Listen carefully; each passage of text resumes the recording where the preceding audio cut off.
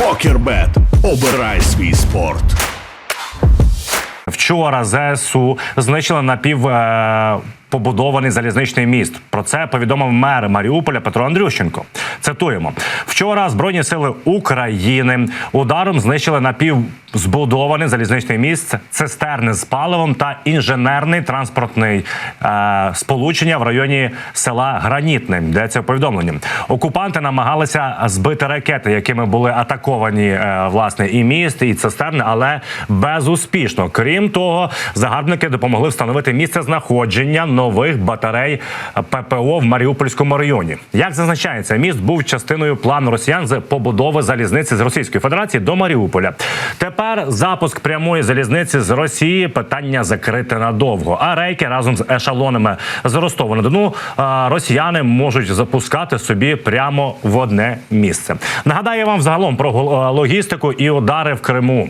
Суть у тому, що є два логістичних напрямки, якими працює Російська Федерація. Це є з Криму, відповідно, так, через Джанкой і далі або на Херсонську, або на Запорізьку області, ну або це з Ростова-на-Дону та Таганрог. Вони будують в цьому напрямку, хочуть будувати в цьому напрямку, відповідно, і залізницю, і автомагістраль. І оце ще міст цей біля річки Кальміус. Що найцікавіше, що вони дуже грозилися і казали, що їм дуже допоможе цей міст, аби в першу чергу захищати Волноваху і Волновахський район. Але не склалося. Тепер це дуже вразливе місце. І загалом хочу вам сказати, що якщо згадувати влучання по мостах під час постійних протистоянь з окупантом, от Антонівський міст через Дніпро, пригадайте, дуже і дуже довго ми намагалися в нього поцілити і все ж таки зуміли його нейтралізувати.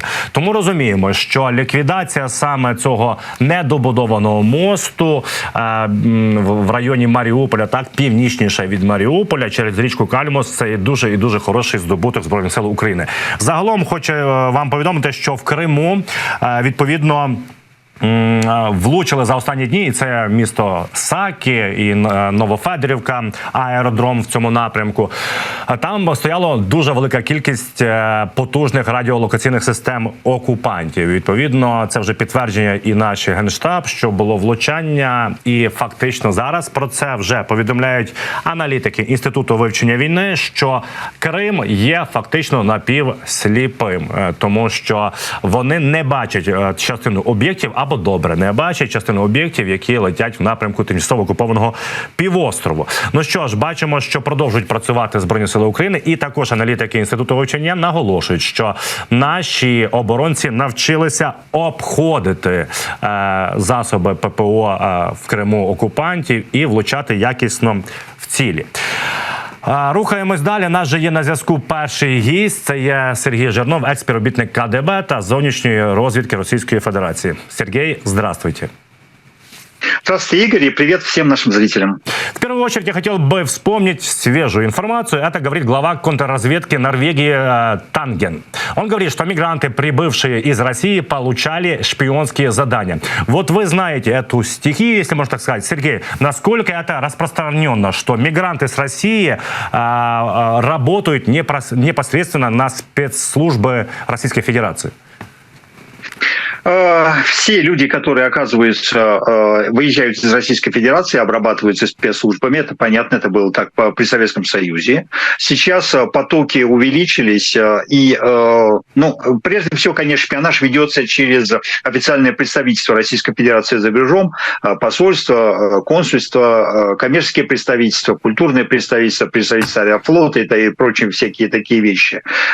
Прежде всего, посольство, потому что посольство, шпионы, которые российские работают при посольствах или под крышей посольств, как мы говорили в советское время, они обладают дипломатическим иммунитетом, и если их поймают за шпионской деятельностью, их не посадят в тюрьму, их просто вышлют из страны, объявив персонами нон-грата. Дальше у Российской Федерации существует нелегальная разведка. Но нелегальная разведка – это вещь очень штучная и очень дорогая. И поэтому ее используют крайне редко и целенаправленно в очень сложных операциях или в самых важных операциях. А дальше, после распада Советского Союза, появилась такая вещь, которой не было в те времена, когда я служил в КГБ, во внешней разведке, а именно большая русскоязычная или российская диаспора за рубежом. Ее оценивают по всему миру от 30 до 40 миллионов людей, которые либо связаны напрямую с Российской Федерацией, либо говорят по-русски, там жили в бывших республиках Советского Союза. И вот новые, так называемые в мое время, это называлось нетрадиционное прикрытие российской разведки, это любые потоки мигрантские, которые уходят из Российской Федерации за рубеж. Поскольку эти потоки довольно значительны, то там можно спрятать шпионов, и, конечно, Российская Федерация использует эту линию, эти иммигрантские потоки для того, чтобы внедрять туда своих либо оперативных сотрудников, кадровых сотрудников разведки, либо агентуру, которая работает на российскую разведку.